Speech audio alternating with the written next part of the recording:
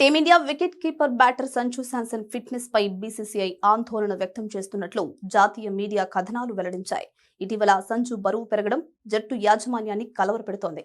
ఆటగాళ్లు జాతీయ జట్టుకు దూరంగా ఉన్న సమయంలో బీసీసీఐ వైద్య బృందంతో సరైన సమన్వయం లేకపోవడమే ఈ పరిస్థితికి ప్రధాన కారణమని సమాచారం.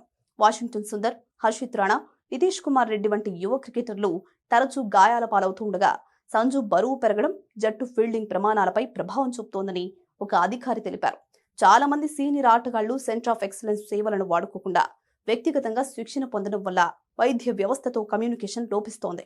2026 ఐపీఎల్ సమయంలో రోహిత్ శర్మ హ్యామ్స్ట్రింగ్ గాయాన్ని గుర్తించడంలోనూ లోపాలు దొరలడంతో ఆటగాళ్లకు నిరంతరం అందుబాటులో ఉండేలా వైద్య వ్యవస్థను బలోపేతం చేయాల్సిన అవసరం కనిపిస్తోంది. 2026 టీ20 ప్రపంచ కప్ లో సంజు శాంసన్ 5 ఇన్నింగ్స్ల్లో 321 పరుగులు చేసి ప్లేయర్ ఆఫ్ ది టోర్నమెంట్ గా భారత్ కు టైటిల్ అందించడంలో కీలక పాత్ర పోషించాడు.